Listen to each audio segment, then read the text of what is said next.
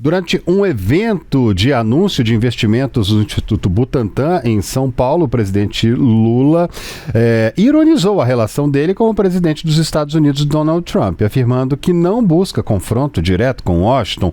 Eu não quero briga com ele, não sou doido, vocês sabem, vai que eu brigo e eu ganho.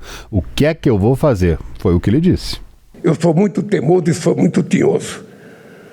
Sabe, se o Trump conhecesse, sabe, o que é a sanguinidade de Lampião num presidente, ele não ficaria provocando a gente. Ele não ficaria provocando a gente. Porque ele sabe que a briga do Brasil com ele, não adianta ficar falando na televisão, eu tenho o maior navio de guerra, eu tenho, sabe, o maior submarino do mundo, eu tenho um navio que é 100 vezes mais importante que da sua. Eu não quero briga com ele, eu sou doido. Vai que eu brigue e eu ganho, o que eu vou fazer? É que eu brigo, o que eu vou fazer? Então...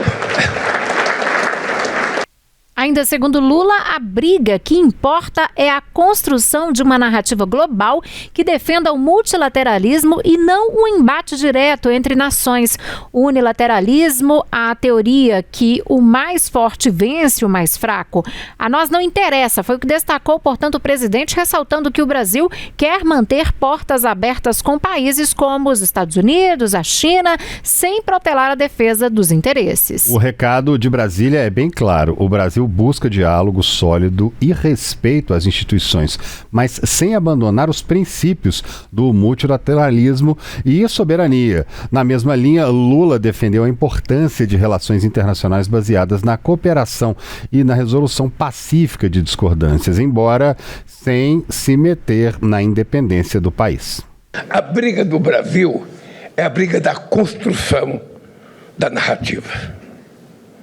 Nós queremos mostrar que o mundo não pode prescindir do multilateralismo.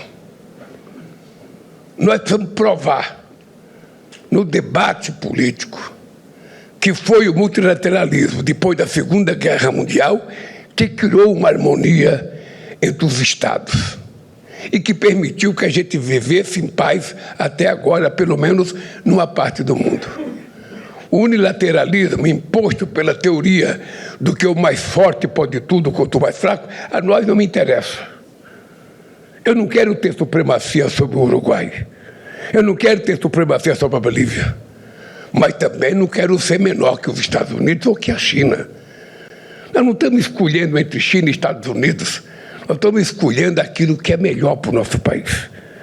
E se a China aceita fazer uma parceria conosco na produção de vacina e vai produzir a quantidade que ainda a gente não tem condição de produzir, por que não fazer um convênio com a China e produzir vacina para a gente atender a quem precisa tomar vacina? É este país que vocês estão ajudando a construir. É esse país desacreditado que nós estamos construindo em apenas 3 anos de governo. E esse discurso acontece em meio a um cenário diplomático complexo que vem do ano passado, quando tarifas e contramedidas comerciais entre Brasil e Estados Unidos levaram aí a uma crise diplomática que ressoou em diversos âmbitos. Na época, Washington impôs tarifas altas sobre produtos brasileiros e limitou vistos também de autoridades brasileiras, gerando repercussões políticas em Brasília. O governo brasileiro respondeu com a lei da reciprocidade comercial e levou a questão à Organização Mundial do Comércio, enquanto defendia a soberania do nosso país em fóruns internacionais. Pois é, mas para além dessas afirmações sobre essa dinâmica com Trump, o presidente Lula voltou a afirmar que a ideia de fortalecer vínculos e também abordar temas chaves em um encontro previsto para o início de março em Washington. Na agenda estão discussões sobre o tarifaço imposto pelo governo americano, situação na Venezuela, segurança na região e também combate ao crime organizado. E essa mensagem, gente, chega em um momento em que o Brasil começa a repensar o nosso papel nas relações com grandes potências e nos caminhos diplomáticos que estão por vir no futuro. E com os olhos voltados para a visita sempre, né, aos Estados Unidos, o governo busca equilibrar pressões externas com os interesses domésticos de desenvolvimento econômico e também estabilidade política aqui no Brasil.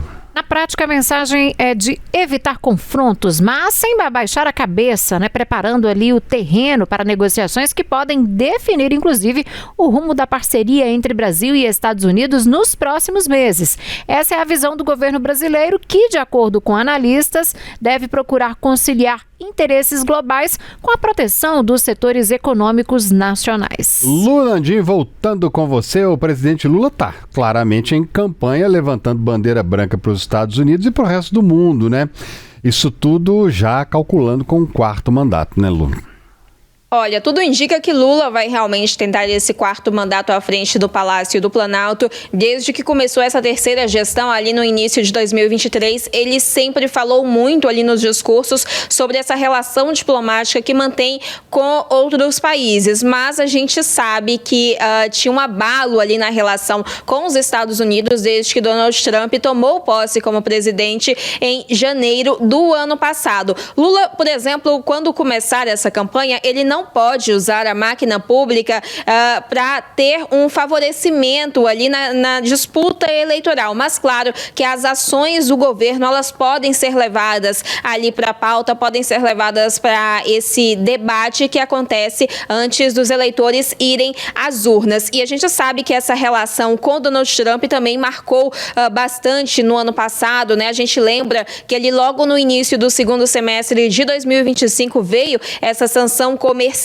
que foi o tarifaço, uma taxa que chegou até 50% sobre produtos brasileiros que saíam daqui e iam para os Estados Unidos, o que foi um motivo de grande preocupação para o mercado, para produtores que têm esses produtos como um negócio. E desde então a gente viu o presidente Lula entrando com um discurso de soberania.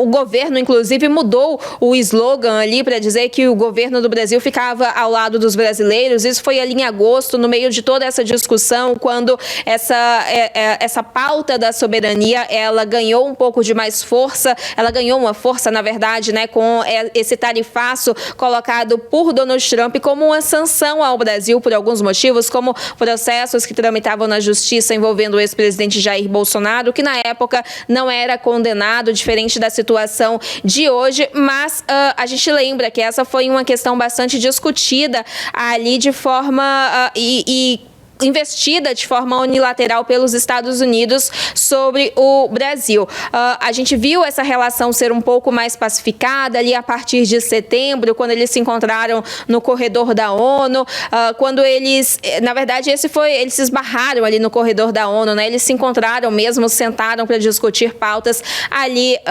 em outubro na Malásia, o encontro que os dois tiveram na Malásia. Essa relação, ela vem se desenhando aí.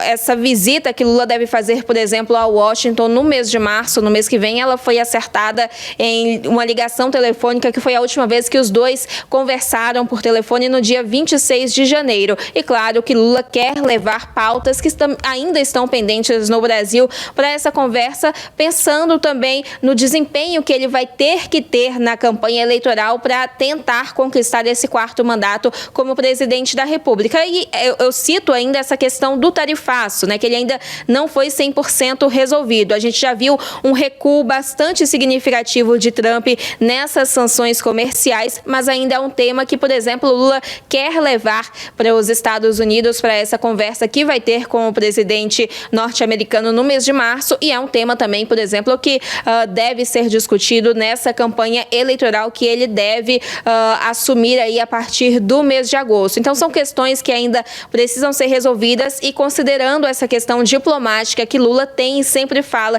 desde o início desse 3º mandato, também agora com os Estados Unidos, com esse contato próximo ao presidente norte-americano Donald Trump.